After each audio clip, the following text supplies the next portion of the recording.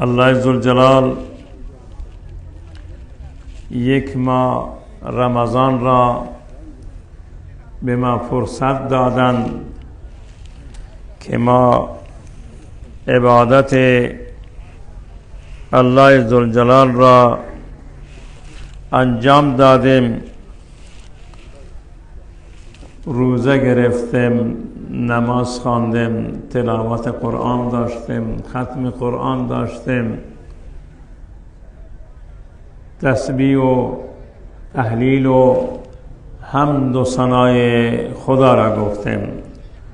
الله عزالجلال همه اینا را به درگاه خودش بپذیرد و به ما توفیق عمل عنایت بفرمایند. عزیزان من، این ما هر طوری بود از سر ما گذشت.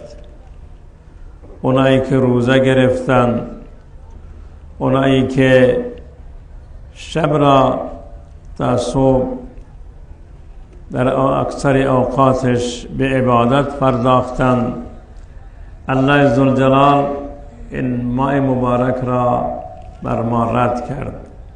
عمر ما همینطوری رد می شود و به پایان می رسد. من آیه‌ای که نصف آیه بود به حضور شما تلاوت کردم، آیه 90 سوره انبیا هست. الله عزالجلال در این سوره که سوره انبیا نامگذاری شده، ذکر 16 نفر از انبیا را به میان آوردند و همچنین بیان یک زن صدیقه‌ای که خداوند بار بار اسم اون را در قرآن برده که بی مریم باشد، اونم در اونجا در این سوره ذکر شد. با ذکر بی مریم و همچنین 16 نفر از انبیاء خدا که از قصه ابراهیم شروع می شود و به قصه حضرت زکریا پایان می یابد، الله عزالجلال در اینجا ذکر این 17 نفر را و این سوره را به نام سوره انبیا نازل فرمودند. ابتدای سوره الله عزالجلال می فرمایند که اقترب للناس حسابهم و هم فی غفلت معرضون. جزء 17 قرآن مجید با جمله اقترب للناس حسابهم و هم فی غفلت معرضون. برای انسانها حساب اونا، قیامت اونا و مرگ اونا نزدیک شده هست، اما انسانها غافل هستند و به فکر روز آینده و روز قیامت نیستند. و در پایان این مسائل الله عزالجلال می فرمایند که انهم، یعنی من انبیا، امین انسانهای نیک، کانو یسارعون فی الخیرات، اونا بودن که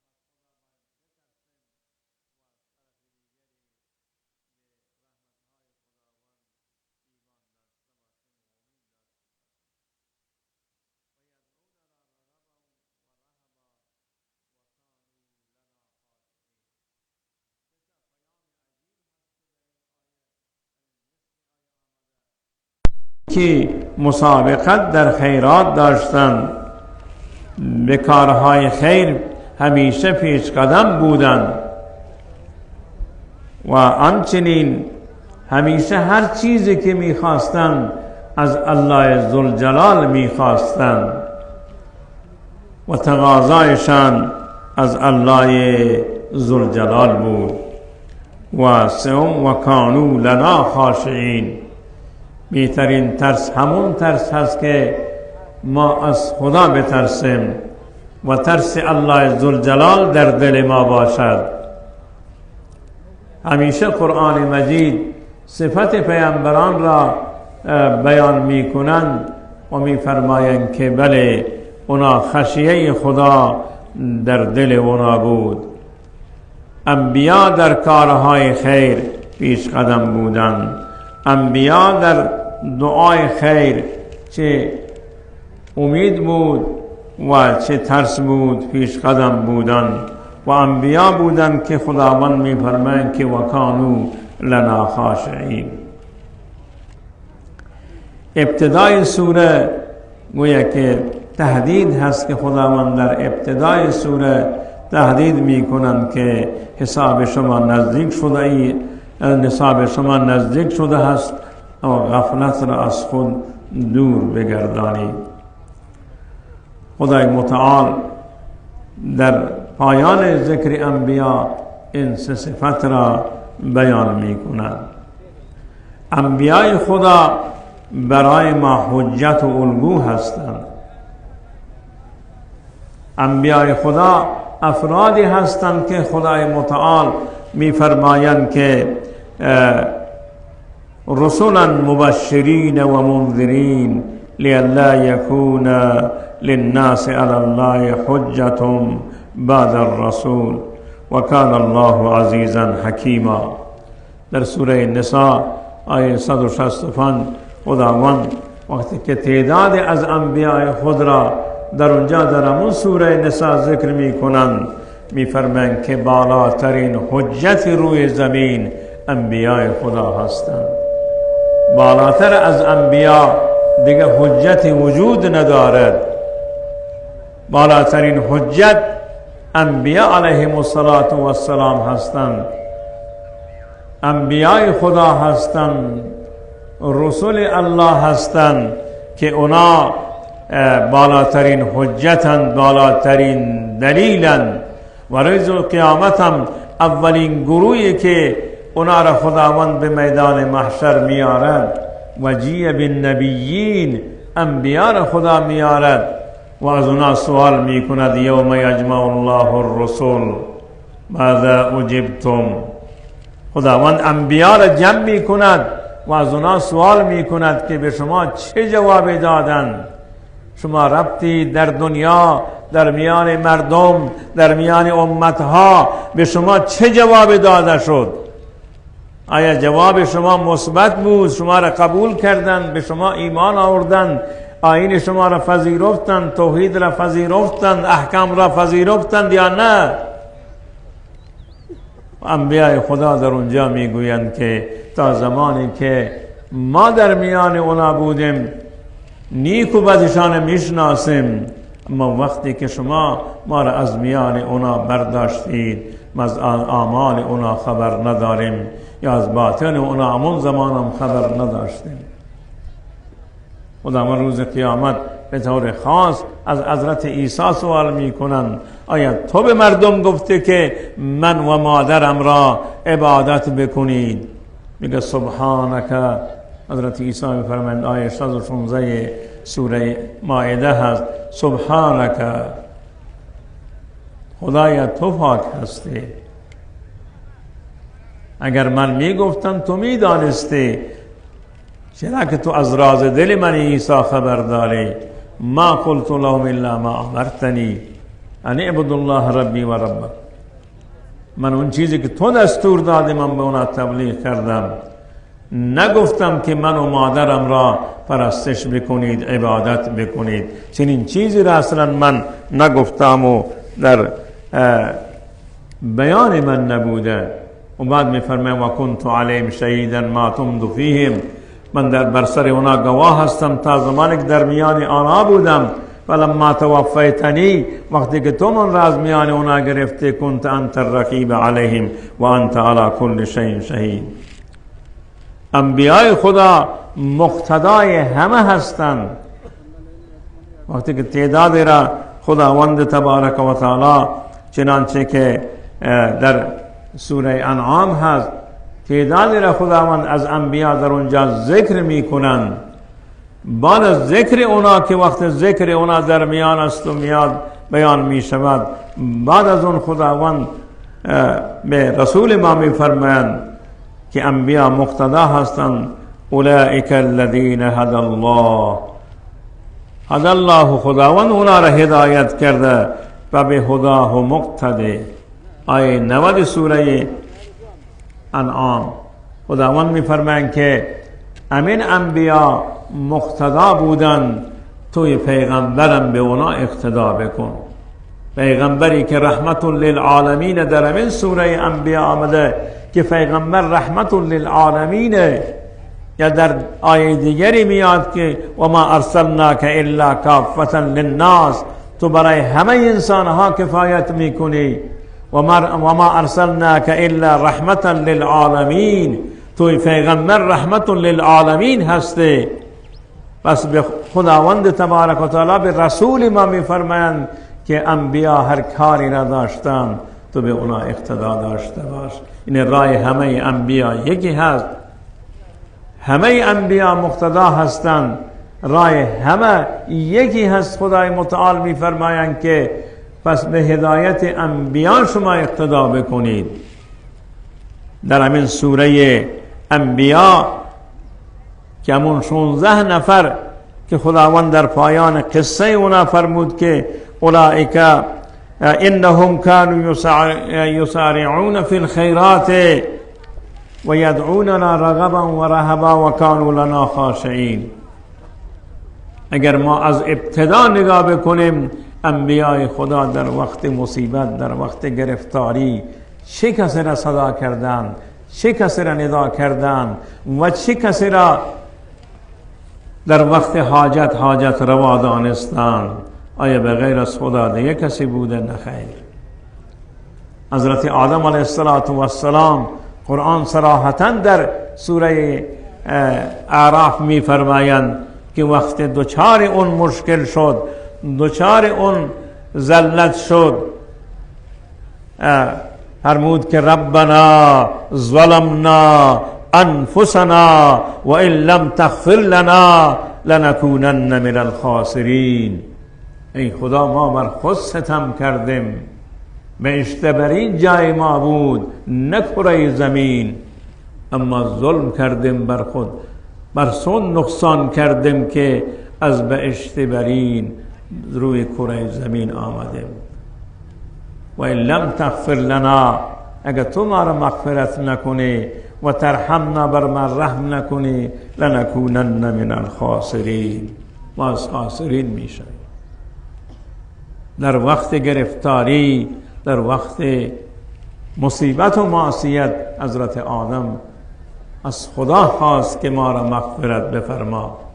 حضرت نوح علیه السلام 950 سال روی این کره زمین زمان رسالت و زمان پیغمبریش بوده، اما وقتی که قوم حرفش را قبول نکردند و بلکه برعکس بر سرش ستم روا می داشتند، چی گفت؟ در سوره قمر هست که فرمود، آیه 10 سوره قمر، رب انی مغلوب فانتصر.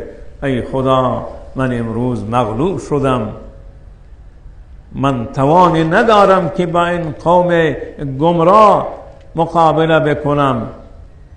دست به دعا شد، چنانچه که در سوره نوح هست، و خدایا دیگه اینا را بیشتر نگذار روی کره زمین.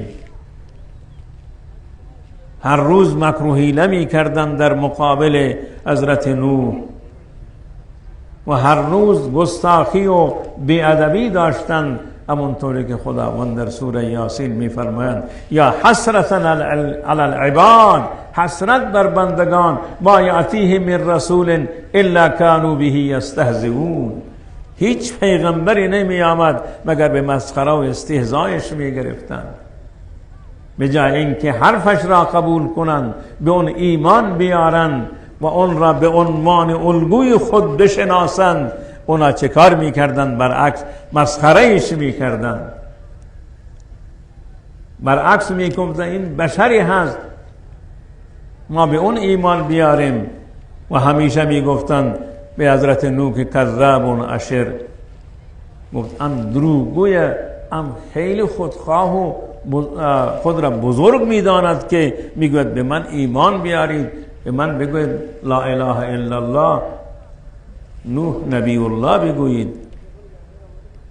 کذاب اشر است. در مقابل اون کذاب اشر اونا حضرت نوح میگویند که رب انی مغلوب فانتصر، خدای من مغلوبم، به من کمک بکنید. مسلک الانبیا در مسئله دعا همین بوده. حضرت آدم ربنا ظلمنا گفت، حضرت نوح رب انی مغلوب فانتصر گفت، و حضرت ابراهیم وقتی که اون را در آتش انداختن، در روایت هست که جبرائیل آمد گفت ای ابراهیم به طرف آتش می روی، آتش کارش سوختن هست، می سوزی، پودر می شوی، نابود می شوی، بگیرم شما را. گفت به شما حاجت ندارم، من بنده رب العالمینم. گفت از رب بخواهید. گفت رب مگر من را نمی بیند؟ رب من را می بیند. حسبی الله، من خدا بس است و بس. در سوره انعام هست که پیغمبر که آل عمران، انعام گفتم، در سوره آل عمران است که بعد از جنگ احد که پیغمبر و صحابه زخمی بودند، 73 نفر در جنگ احد به شهادت رسیدند که اسم تک تک اونا در کتاب ها نمیشته، در روایات نمیشته. و بعض از اون مشرکین وقتی که رفتند فکر کردند که نتیجه این جنگ چی شد؟ ما که بر خود میبالیم که بر پیغمبر پیروز شدیم، ما نتیجه ای نگرفتیم از این جنگ. از تبلیغات وسیع به راه انداختند و بروید به مدینه شایعه بکنید و بگویید، به مردم مدینه بگویید که ان الناس الذين قال لهم الناس قد جمعوا لكم فاخشوهم فزادهم ایمانا وقالوا حسبنا الله ونعم الوکیل. قال لهم الناس ان الناس قد جمعوا لكم، مردم مکه برای شما اجتماع بزرگ درست کردن دوباره بعد از این جنگ که هنوز خونهای قبلی اونا در بدن شما جاری هستند و زخمی هستید. فخشهم، از اونا بترسیدن، دفعه بیان شما را نابود میکنن. قرآن میگوید فزادهم ایمانا،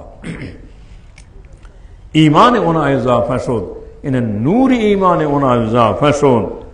و قالوا حسبنا الله و نعم الوکیل، آیه 173 سوره آل عمران. حسبنا الله و نعم الوکیل. و در سوره حج است که نعم المولا و نعم النصیر. حسبنا الله و نعم الوکیل، خداوند ما را بس است و بهترین وکیل ما الله است. نعم المولا و نعم النصیر. رسول الله فرمایند اولین بار این جمله حسبنا الله را، حسبی الله را، ابراهیم خلیل گفت زمانی که اون را در آتش انداختند. الان ما این جمله را میگوییم، پیغمبرم حسبنا الله میگوید، انبیاء حسبنا الله میگویند، صحابه حسبنا الله میگویند، اولیاء خدا حسبنا الله میگویند، صدیقین و شهدا حسبنا الله میگویند. و در این سوره مثلا عجیب هست که حضرت ایوب وقتی که مریض می شود. هر نبی هر مشکلی که داشته فقط از خدا خواسته حل اون مشکل را. حضرت ایوب مریض می شوند، مریضیش سخته، اما چه جمله بر زبان دارند؟ رب، چی میگوید؟ رب انی مسنی الضر، ای رب، فقط رب را میگفتند. تو که من را تا این حد رسانده پروردگاری من. رب انی مسنی الضر و انت ارحم الراحمین. ضرری آمده، نفعی آمده از طرف تو هست، من اون را تحمل میکنم، اما تو از همه اشخاصی که نسبت به من دوستی و مهربانی دارند تو ارحم الراحمین هستی. منظور حضرت ایوب این است که خدا این مریضی را برطرف بکن. مستقیم نخواست، اما به یک شکل اشاره و یک شفای خود را از الله ذوالجلال خواست. و حضرت زکریا فرزند ندارد، صاحب فرزند نشده، 90 سال یا 95 سال از عمرش گذشته، خانومش هم یک 5 سالی از اون کوچکتر بود، این صاحب فرزند نشده بودند. وقتی که بیبی مریم را که اون سرپرستی میکرد، اون کفالتش را داشت، وقتی که رب دید میوه های در خلاف موسم در جلویش هستند، و یا مریم انا لک هذا، ای مریم اینا از کجا هستند این میوه ها در این فصل، که فصل این میوه ها نیست، اینا از کجا در نزد؟ قالت من عند الله، اینا را خدا برای من فرستاده، از طرف الله ذوالجلال هستند. در اینجا حضرت زکریا به این یاد افتاد خدایی که بدون موسم میوه میدهد همون خدا هست که در سن که خلاف سن زاد و ولد از خدا فرزندم بدهد. دعا میکند و زکریا اذ نادى ربه رب لا تذرنی فردا و انت خیر الوارثین. خدای من تنها هستم، فرزند ندارم، تورات را می نویسم، مسائل دینی را می نویسم، اما اینا را بعد از من که بیاد و منتشر بکند و نگاه بدارد. رب لا تذرنی فردا و انت خیر الوارثین. خداوند اجابت کرد دعاش را. استجبنا له، ما اجابت کردیم دعای حضرت زکریا را، و وهبنا له یحیی و اصلحنا له زوجه. همسرش اگرچه سنش بالا بود، اما اون را ما قابل قرار دادیم که فرزند بیارد. عجیب هست. و در سوره مریم هست که وقتی خداوند حضرت یحیی را داد، و یا یحیی خذ الکتاب بقوه، ای فرزند صالح، ای فرزند خوب، این کتاب را به قوت تمام بگیر. حضرت یحیی، حضرت مریم، که حضرت یحیی و حضرت عیسی 3 جمله دارند که در قرآن آمده: و السلام علی یوم ولدت و یوم اموت و یوم ابعث حیا. سلام خداوند بر من است روزی که به دنیا آمدم، روزی که از دنیا می روم، روزی که زنده می شوم. در این 3 میدان سلامتی از طرف خدا بر من هست، توفه و بخشش از طرف الله بر من هست. و حضرت یونس در وقت گرفتاری فنادى في الظلمات، فنادى في الظلمات، خداوند و ظنون اذ ذهب مغاضبا، بر قومش خشمگین شد و بیرون رفت، و در اون بیرون رفتنش که 3 روز به موعد عذاب مونده بود رفت، خداوند اون را اسیر در شکم ماهی کرد. فنادى فی الظلمات ان لا اله الا انت سبحانك انی کنت من الظالمین. خدایا به غیر از تو دیگه معبودی من ندارم، تو پاک هستی و من بر خود ستم کردم که بدون اجازه هجرت کردم، از میان قوم خارج شدم. خداوند در شکم ماهی اون را زندانش کرد و خداوند اونجا نجاتش داد. و در سوره صافات از خداوند می‌فرمایند که اگر حضرت یونس این دعا را نمیگفت تا روز قیامت شکم ماهی قبرش بود، مگر قیامت از اونجا زنده میشد. اما خداوند اون را تا مدتی در شکم ماهی نگاه داشت و بعداً بیرون شد. کسی که با خدا ارتباط داشته باشد آتش نمرود مانند ابراهیم اون را نمی سوزد. اگر با خدا ارتباط داشته باشد دریا را برایش باز می کند مانند موسی.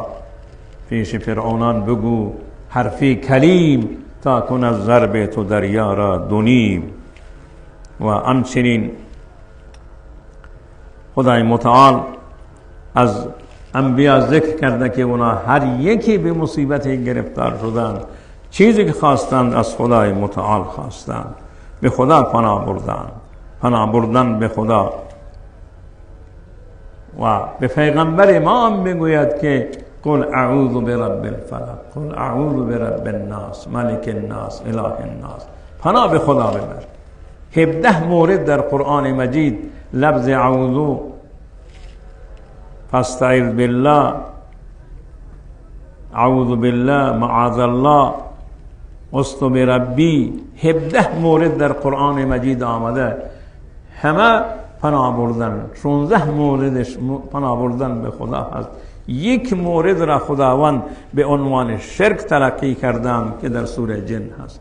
و انه کان رجال من الانس یعوذون برجال من الجن فزادوهم رهقا. افراد از انسانها بودند در وقت مصیبت و سختی به شیاطین، به جنات پناه می بردند و جنات بیشتر سرکش می شدند، بیشتر گمراهی می کردند، بیشتر اینا را اذیت می کردند. پس پناه بردن به خدا، دعا خواستن از خدا مسلک انبیا هست، مسلک اولیاء هست، مسلک صدیقین و مسلک همه انسان های خوب هست. همین لفظ معوذتین، آیت الکرسی، اینا بهترین دعای ما هستند. خود ما خود را دم بکنیم، بعد از هر نماز 3 مرتبه قل اعوذ برب الفلق، قل اعوذ برب الناس هر دو تا را بخوانید. شب آیت الکرسی را با 4 قل بخوانید. خود را خودتان دم بکنید. نیازی نیست که جای این جادوگران و شیاطین و دعا نویسان بروید. امروز خدا می‌داند ما چیزی که در جامعه می‌بینیم، در میان مردم می‌بینیم، چون مردم از خدا دور شده‌اند. نمازی نیست، روزه‌ای نیست، خدا ترسی نیست، یادی از خدا نیست. اینا که وقتی از خدا دور باشند پناهگاهی بجز از دربار شیاطین دیگه جا ندارند. این دعا نویسان اکثر شیاطینند، این جادوگران اکثر شیاطینند، چون قرآن اینا را شیاطین گفته. واتبعوا ما تتلو الشیاطین علی ملک سلیمان و ما کفر سلیمان ولکن الشیاطین کفروا یعلمون الناس السحر. در آیه 102 سوره بقره هست که خداوند می‌فرماید این جادو درس شیطانه. این دعا نویسی به این الفاظی که نمانایش می‌داند، رقومی که نمانایش می‌داند، عددهایی که نمانایش می‌داند، اینا را می‌نویسند. اکثر اینا دعای شیطانند.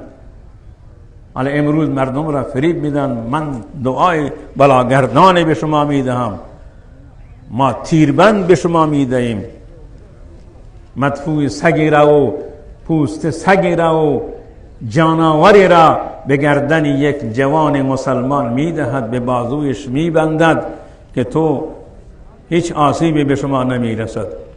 اینطوری مستقیم نمیگه تو نماز نخوان. اگه بگه تو نماز نخوان یعنی چی؟ من مسلمان نماز نخوانم؟ تو چی بلایی هستی؟ کاری میکند که نمازش جایز نباشد. ولا تشبیه پلیدی سگ به بازویش بسته به گردنش هست، این نمازش کجا قبول میشود؟ میگه دعای میداد که عجیبه، اینا دعای شیطانن، اینا درس شیطانن، اینا پلیدن. یکی میگفت اگر روی همون پشنگی که به طرف اون میزنه که اگر ادرار بکنه اون پشنگ به اون میخوره. و عجیب هست، اینا میگن من دعای فلان به شما دادم، پول گزافی هم میگیرن، پول زیادی هم میگیرن، مردم فریب میدن.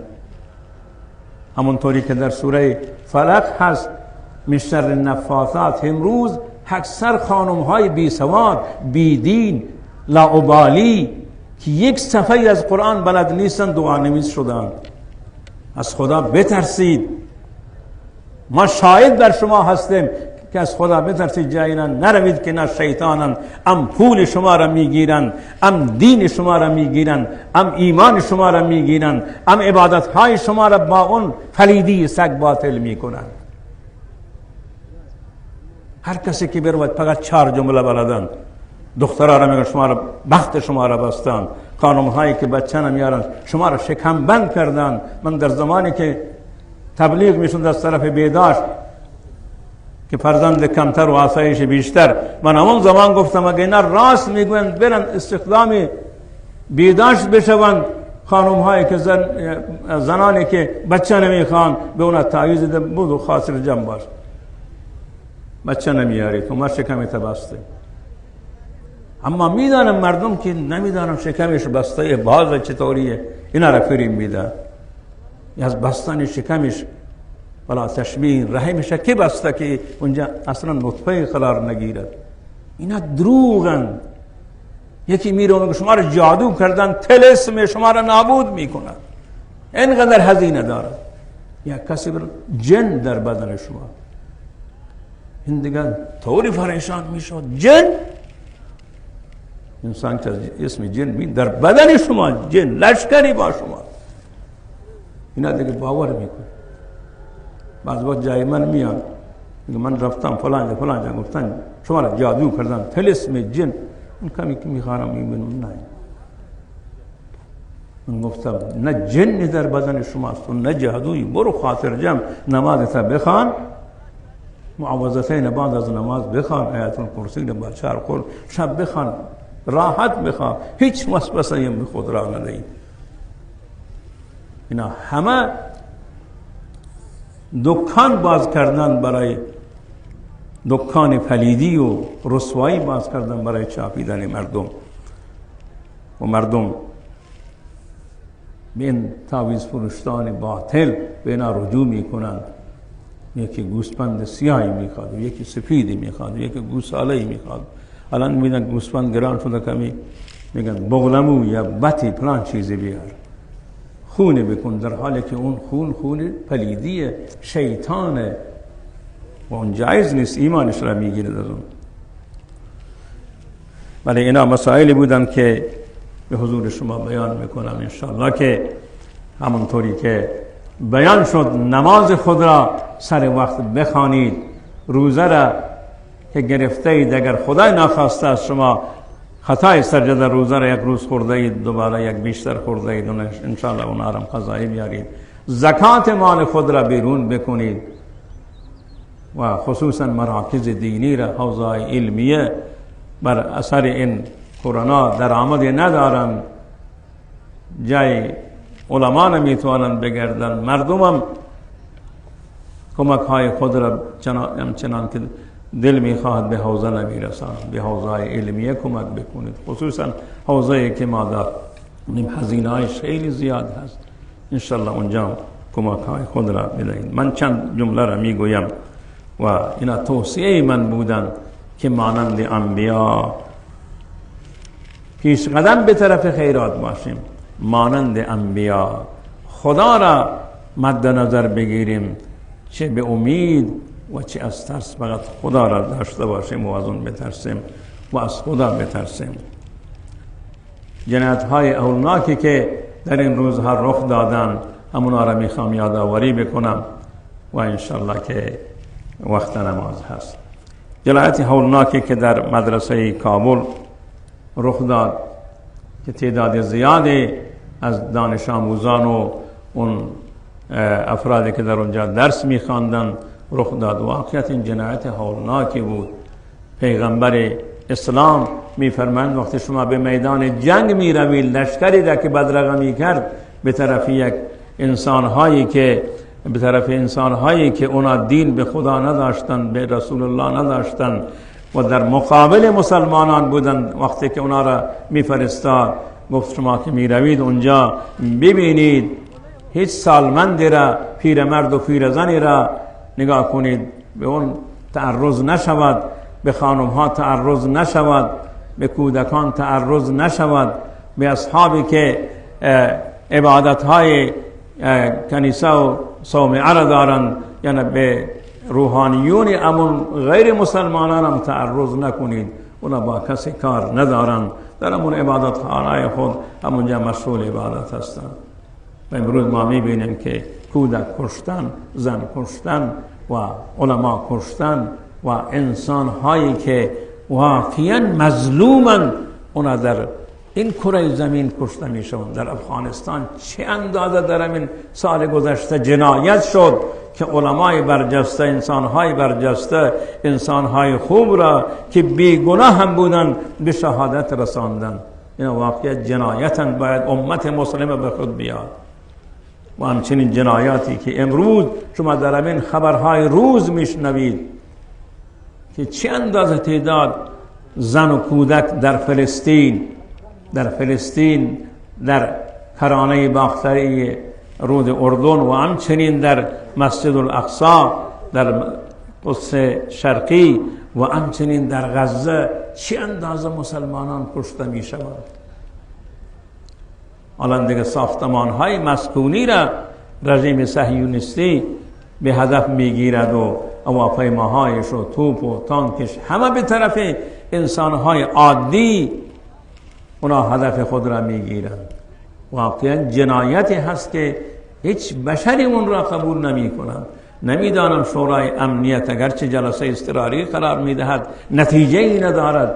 شورای این سازمان حقوق بشر این جنایت ها را مگه نمی بیند؟ اینا را می بینند. این چرا عکس العمل نشان نمیدن؟ آیا فقط عراق را دیدن که بمبارانش کردند که در اینجا صدام جنایت میکند، یا افغانستان را که در اینجا فلان گروه جنایت میکنه؟ فقط امونا را دیدن. و همچنین در ایران شهر مسئله رخ داد که واقعیت ننگ است برای ما، ننگ است. کودکی را میکشند، مادرش زخمی می شود، فرمانده اون منطقه میگوید که اینا تروریست و افراد مسلح بودن. شرم بر تو باد.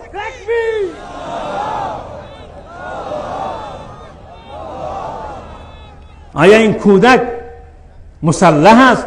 شرم نمی کنی با این جمله که میگویی؟ باید مسئولین امر ما اینطوری جنایتکاران را علنی محاکمه بکنند و اینا را نابود بگردانند تا عبرتی برای دیگر چنین افرادی باشد.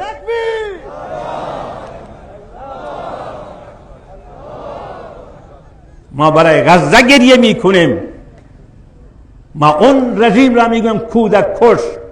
شما چی هستید؟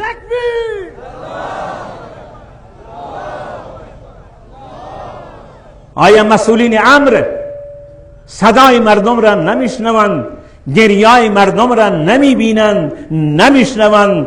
کرن، کورن، چه بلایند؟ باید بشنوی صدای ملت را. این ملت است که ولی نعمت شماست. فقط در وقت انتخابات نشناسید، در وقتی که آرا را جمع بکنید در اون وقت نشناسید. همیشه ملت را به عنوان ولی نعمت درست بکنید و بشناسید، اونا را درک بکنید که اینا که هستند. واقعا من وقتی که اظهارات اون فرمانده منطقه را دیدم من شرمنده شدم. اون که حیا ندارد شرمنده بشود، من شرمنده میشم. تو یک کودک را میکشی به جای اینکه بگوی معذرت خواهی میکنم، اشتباهی شده که روز این اشتباه ها میشوند. این کاروان همیشه در راه است و مردم را به هر نامی میکشید. اینا ملت خود ما هستند، اینا سرباز خود ما هستند، اینا سرمایه خود ما هستند. اینا هستند که یک روز اگر دشمن بر ما هجوم بکند، همون کودک است که مانند حسین فهمیده بر خود نارنجک میبندد و زیر تانک دشمن میرود. شما اون را میکشید، حیا نمی کنید. باید حیا داشته باشد. اذا فاتک الحیا فافعل ما شئت. جنایت ها را تا کی ما تحمل بکنیم؟ تا کی اینا را ببینیم؟ آیا میتوانیم مردم را بگن سکوت بکنید؟ میگه تا کی سکوت؟ مجازات نمیشوند اون افرادی که این جنایت ها را میکنن، آزاد میگردند. بله، من دیشب در خبرها دیدم که اون دادگاه نظامی بلوچستان اون مأمور را محکوم کرده. محکومیش این است که باید محاکمه بشود، علنی اعدام بشود، سرتاسری پخش بشود جسد پلیدش.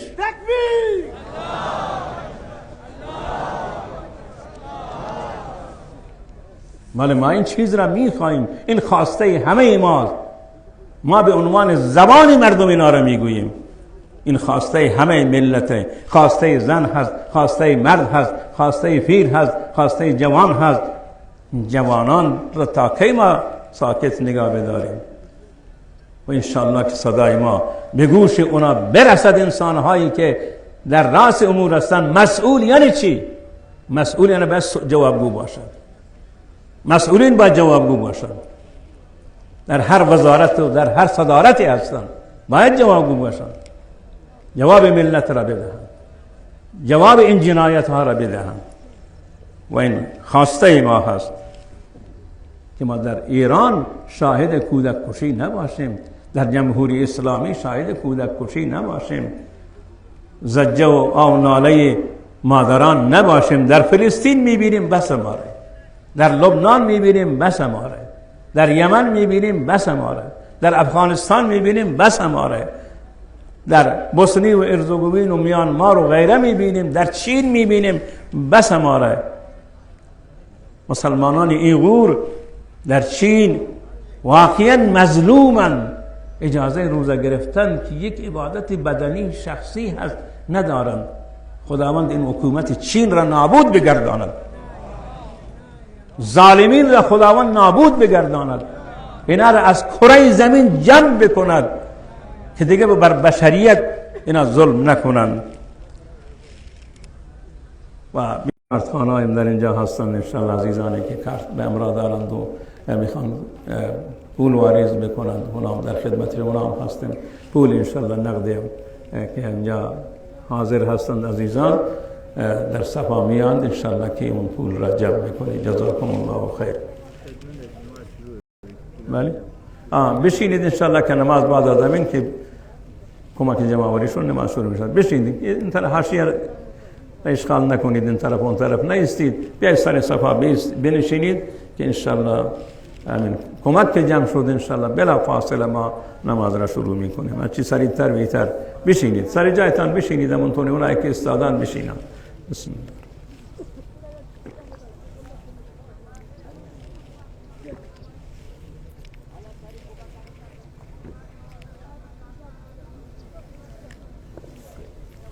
از طرف کمیته امدادم مامورین کمیته امداد آمدن، انشاءالله مولا را کمکی بکنید و در این اطراف ایدگاه هستند انشاءالله پایگاه دارند، اونا را برای فقرا و مساکین کمکی بکنید. زکات، صدقه، فطر هر چی دارید انشاءالله برای حوزه قابل قبول هست و ما نمایندگی داریم از طرف طلاب. از اونا زمانی که میان فرمی میگیریم که زکات را ما قبول بکنیم و در اونجا برای اونا مصرف بشود انشاءالله. جزاکم الله خیر.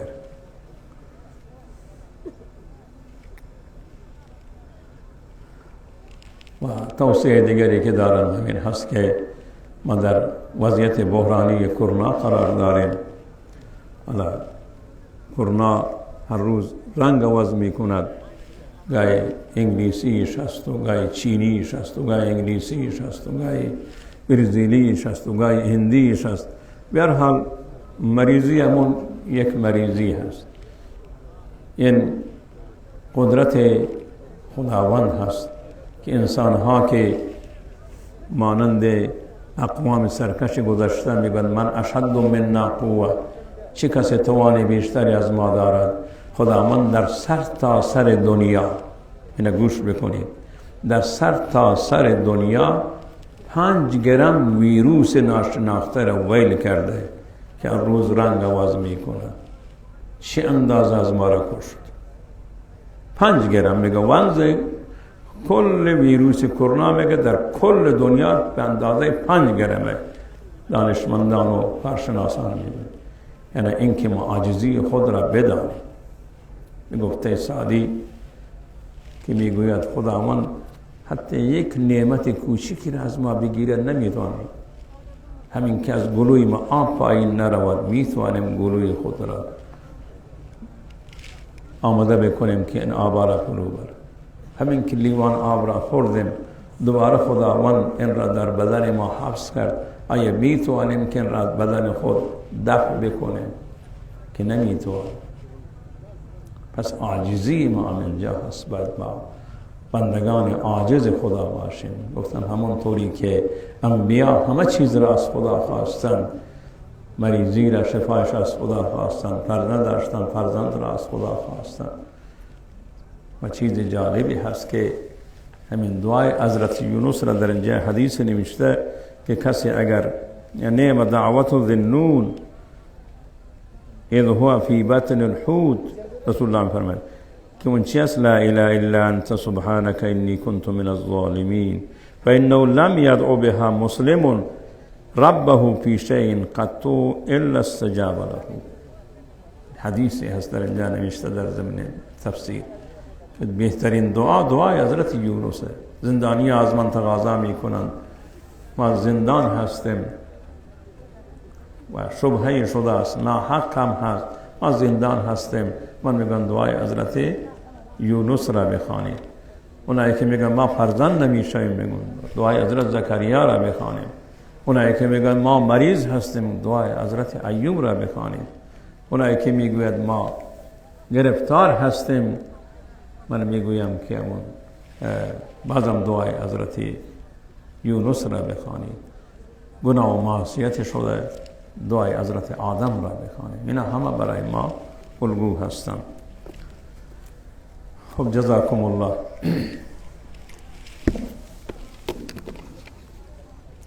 برای جنازه من جاست انشاءالله بعد از نماز اون را میخوانیم و از مکانتان تکان نخورید. من طریقه نماز را میگویم انشاءالله را پایین میام که نماز را میخوانیم.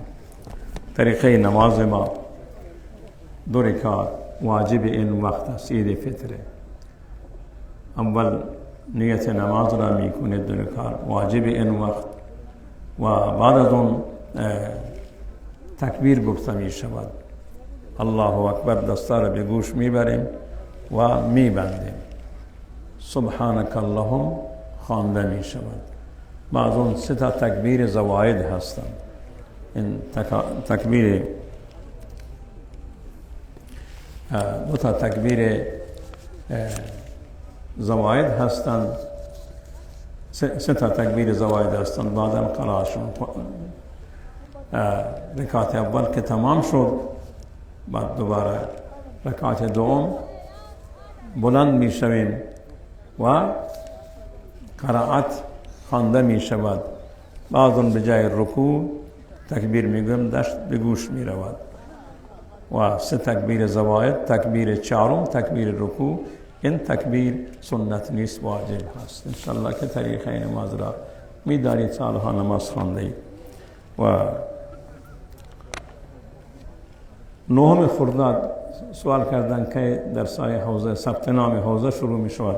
9 خرداد 18 شوال یعنی 18 روز بعد از زمان ثبت حوزه علمیه هست. انشاءالله گالیکش طلبه ها حضور بیارن، چه تازه میان یا اون طلبه قبلی انشاءالله ثبت نام خود را انجام میدن. 9 خرداد 18 شوال، یعنی 17 روز بعد وقت ثبت نام حوزه هست. جزاکم الله علیه.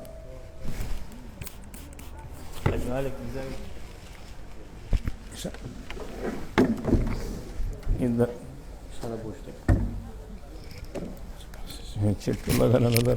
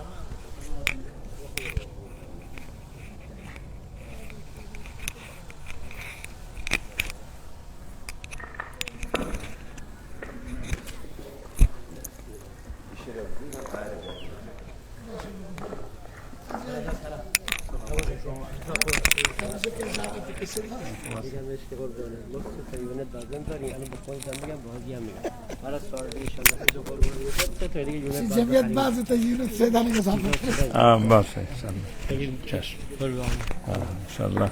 این آجی رشید و آجی مالک نگذار متوجه مسئول برنامه صوتی بابنا هستن. اصلش آجی دست درد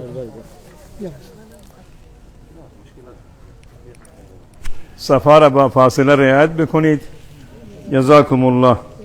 ماسکای تانم باشد، ما مجبور هستیم چون حرف زده و قرائت نمیتوانیم بخوانیم، ماسک در بیاریم دیگه. توکل بر خدا و انشاءالله شما اینا را رعایت میکنید. حالا وقت شروع نماز هست. بله بعد از نماز کجا جنازه؟ این بغل پشت. خیلی خوب برم. امیده گونم پدر پرسیدم دیما بیارم چی میدم. جنازه میده بیارم. نماز شروع می شود. جزاکم الله. صفحه را زودتر بگیرید و آماده باشید. نیت نماز را بکنید. الله اکبر. سبحانك اللهم وتعالى جل لا اله الا انت اعوذ بالله من الشيطان. الله اكبر. الله اكبر. الله اكبر. الحمد لله رب العالمين الرحمن الرحيم مالك يوم الدين إياك نعبد وإياك نستعين اهدنا الصراط المستقيم صراط الذين أنعمت عليهم غير المغضوب عليهم ولا الضالين.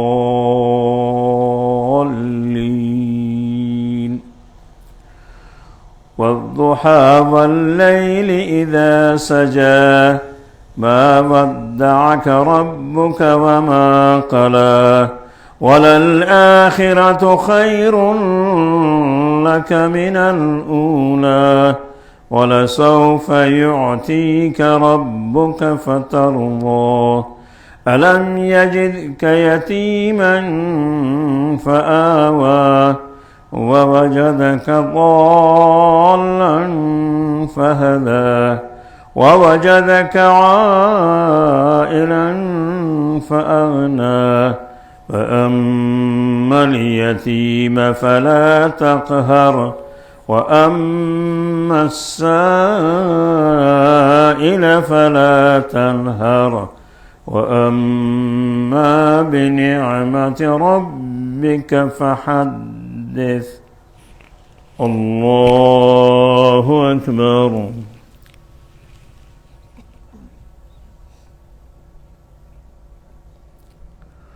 سمع الله لمن حمده.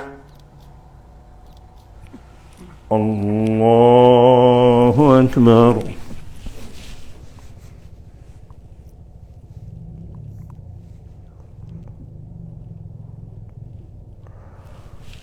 الله أكبر. الله أكبر.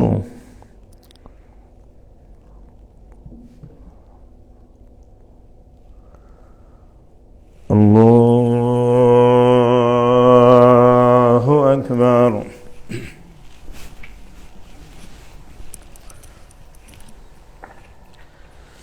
الحمد لله رب العالمين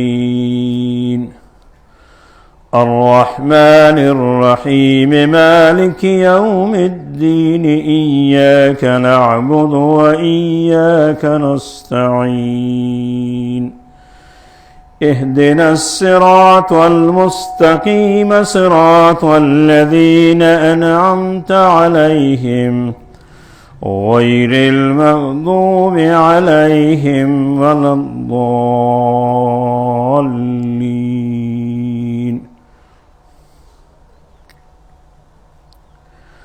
والعصر إن الإنسان لفي خسر إلا الذين آمنوا وعملوا الصالحات وتواصوا بالحق وتواصوا بالصبر. الله أكبر.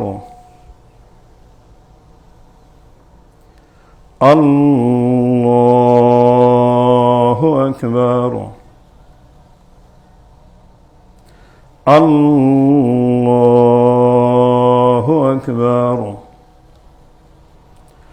الله أكبر.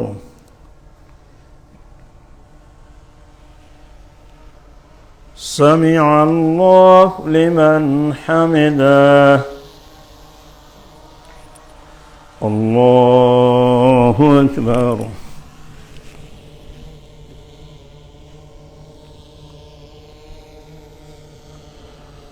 الله أكبر. الله أكبر.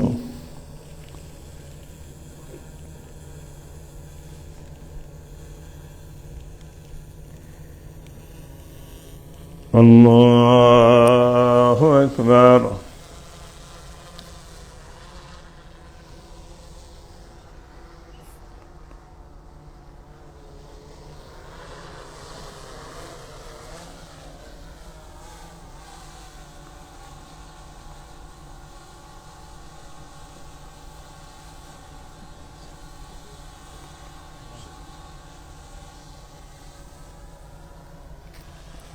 السلام عليكم ورحمة الله.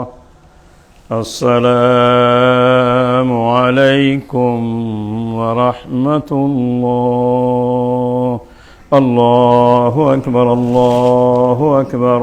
لا إله إلا الله والله أكبر. الله أكبر ولله الحمد. صلى çay karar verelim inşallah. Hutba ahra salima mikhanimu. जनाजा में उसकी परामर्श कर रहा मैं इच्छे वाला जनाजा में यार खुदा मग़फ़िरत फरमाए जनाजा जाने असमर दिया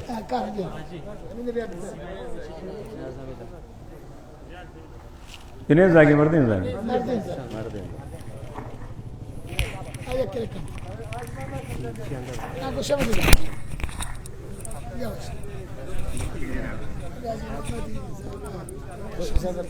Ali. Ali. Mikrofon gel.